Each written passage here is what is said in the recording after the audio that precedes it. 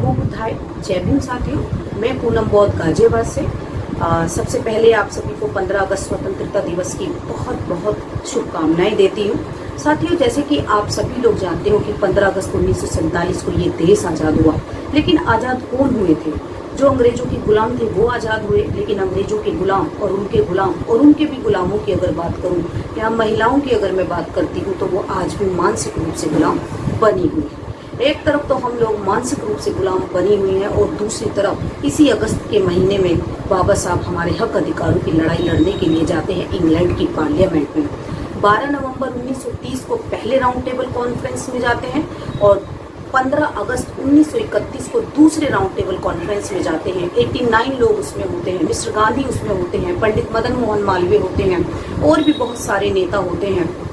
जब बाबा साहब इंग्लैंड के प्रधानमंत्री रैमजे मैकडॉनल्ड के सामने हमारी बातों को रख रहे थे कि भारत में दलितों की स्थिति बहुत ज़्यादा दयनीय है, उनके साथ बहुत ज़्यादा छुआछूत और भेदभाव किया जाता है, तब बाबा साहब की बात को काटते हुए पंडित मदन मोहन मालवीय कहते हैं कि सर, डॉक्टर अम्बेडकर जो बातें बोल रहे हैं वो सरासर गलत है। डॉक्टर अम्बेडकर तो मेरे छोटे भाई हैं। बाबा साहब सुनते हैं कि क्या ये पंडित मदन मोहन मालवीय मुझे अपना छोटा भाई कह रहा है? बाबा साहब वो तुरंत एक पानी का गिलास मंगाते हैं और कहते हैं पंडित मदन मोहन मालवीय जी, अपने हाथ से ये पानी मुझे पिला दीजिए। तब पंडित मदन मोहन मालवीय कहते हैं कि मैं ऐसा करके अपना धर्म भ्रष्ट नहीं करना चाहता। और तब बाबा साहब अंग्रेजी सरकार से कहते हैं कि देखिए सर, मैं विदेश से पढ़ लिख कर आया हूँ, तब मेरे साथ इतना छुआछूत और भेदभाव किया जा रहा है और मेरे करोड़ों करोड़ों लोगों के साथ कितना छुआछूत और भेदभाव होता होगा। वहाँ पर ये बात साबित हो जाती है, अंग्रेजों को ये प्रूफ हो जाता है कि वाकई में ही भारत में दलितों की स्थिति बहुत दयनीय है। और 29 अगस्त 1932 को संपूर्ण अधिकार बाबा साहब इंग्लैंड की पार्लियामेंट में लिखित रूप में लेकर के आते हैं। लेकिन मिस्टर गांधी को ये बर्दाश्त नहीं होता, वो नहीं चाहता कि हमारे होठों पर भी मुस्कुराहट आए और वो आमरण अनशन कर देता है। वो कहता है कि डॉक्टर अम्बेडकर को जो अधिकार दिए हैं वो वापस ले लिए जाएं, लेकिन अंग्रेजी सरकार ऐसा नहीं करती और अंग्रेजों का कहना मिस्टर गांधी नहीं मानते तो वो उठाकर उनको पूना की यरवदा जेल में डाल देती है। इधर गांधी आमरण अनशन पर बैठ जाता है क्योंकि उन अधिकारों में जो सबसे महत्वपूर्ण अधिकार था वो तो 2 वोट का राइट, जो गांधी किसी भी कीमत पर छीनना चाहता था। तो दूसरी तरफ हमारे लोगों पर अत्याचार बढ़ने लगा, उनके घरों में आग लगाई जाने लगी, बहन बेटियों की इज्जतें लूटी जाने लगी। तब बाबा साहब को भी जान से मारने की धमकी दी जाने लगी और पंडित मदन मोहन मालवीय और मिस्टर गांधी एक षड्यंत्र रचते हैं और उस षड्यंत्रों के तहत वो अपनी पत्नी कस्तूरबा गांधी, पंडित मदन मोहन मालवीय और अपने बेटों और बहुत सारे नेताओं को बाबा साहब के घर पर भेजते हैं। वहां पर पहुंचने के बाद कस्तूरबा गांधी अपने पल्ले को फैलाकर बाबा साहब से कहती है कि डॉक्टर अम्बेडकर, मेरे पति के प्राणों की रक्षा कीजिए। ये सीन माता रमाबाई भी देख रही होती है और कहती है, साहब आप कुछ कीजिए। बाबा साहब जो अधिकार इतनी मुश्किलों से लेकर के आए थे, वो सोचते हैं कि ये अधिकार अगर मैं छोड़ देता हूँ तो मेरे लोगों के साथ अन्याय होगा और अगर नहीं छोड़ता हूँ तो गांधी मर जाता है और अगर गांधी मर गया तो भी मेरे लोगों की खून की नदियाँ बहने से कोई नहीं रोक सकता, तो फिर मैं ऐसे अधिकारों का क्या करूँगा। वो अगले दिन जाते हैं पूना की यरवदा जेल में और वहाँ पर जो 2 वोट का राइट होता है वो छोड़ना पड़ता है और उसके बदले में मिलता है आरक्षण, सरकारी नौकरियों में आरक्षण मिलता है, राजनीति में आरक्षण मिलता है।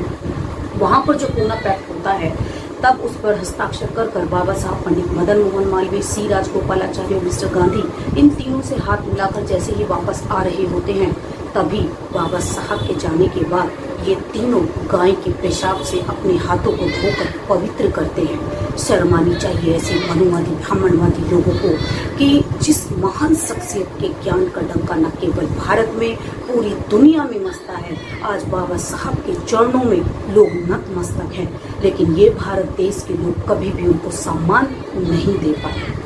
तो इतनी मुश्किलों से बाबा साहब ये अधिकार हम लोगों के लिए लेकर के आए हैं। अपने जीवन के 39 साल तक वो कंटिन्यू संघर्ष करते रहे और तब कहीं जाकर हमको अधिकार मिले।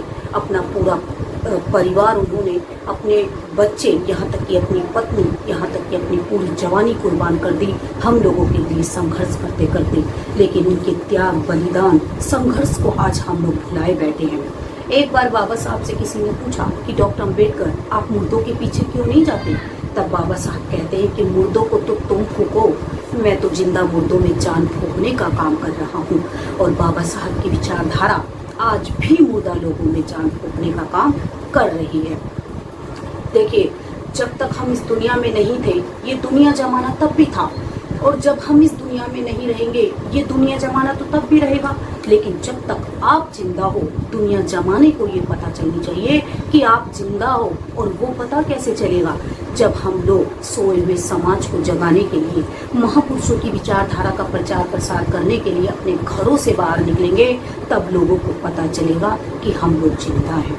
अक्टूबर 1956 में बीबीसी लंदन को बाबा साहब एक इंटरव्यू देते हैं और पत्रकार बाबा साहब से पूछते हैं कि डॉक्टर अम्बेडकर, आपके संघर्षों की वजह से एक ऐसे वर्ग जिनके गले में हांडी थी, कमर पर झाड़ू थी, लेकिन आपकी बदौलत उनके गले में हांडी हटकर टाई आ गई और कमर से झाड़ू हटकर कुर्सी लग गई। तो ये सब जो हुआ, ये आपकी बदौलत हुआ।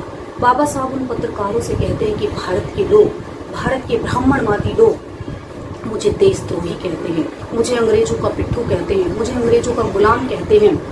तो मुझे आप बताइए, क्या बाबा साहब डॉक्टर अम्बेडकर अंग्रेजों के पिट्ठू थे, अंग्रेजों के गुलाम थे? क्या वो देशद्रोही थे? एक तरफ तो भारत के ब्राह्मणवादी लोग, मनुवादी लोग ये बाबा साहब को कह रहे हैं, और दूसरी तरफ 7 दिसंबर 1956 को इंग्लैंड की महारानी एलिजाबेथ ये कहती है कि डॉक्टर अम्बेडकर का भारत में पैदा होना बहुत दुखदाई है। ये बात उन्होंने क्यों कही? क्योंकि हम लोग आज भी बाबा साहब डॉक्टर अम्बेडकर की कीमत को नहीं पहचान पाए। कीमत अगर जाननी है तो संसार के सभ्य देशों में जाइए और सभ्य लोगों से पूछिए कि बाबा साहब डॉक्टर अम्बेडकर हैं कौन, लेकिन हम लोगों को नहीं पता। ये अधिकार जो बाबा साहब ने दिलाए, ये छीनते हुए हम लोगों से जा रहे हैं। अगर आज भी नहीं हम लोग सोचते, अगर अब भी हम लोग नहीं जागते, तो बहुत देर हो जाएगी। आने वाली पीढ़ियां हमें कभी माफ नहीं कर पाएगी कि एक ऐसा महापुरुष इस धरती पर आया जिन्होंने 5000 साल की गुलामी को बदल दिया, 5000 की गुलामी को दूर कर दिया। लेकिन इतने सारे होने के बावजूद भी उन हक अधिकारों को हम लोग संभाल कर नहीं रख पाए।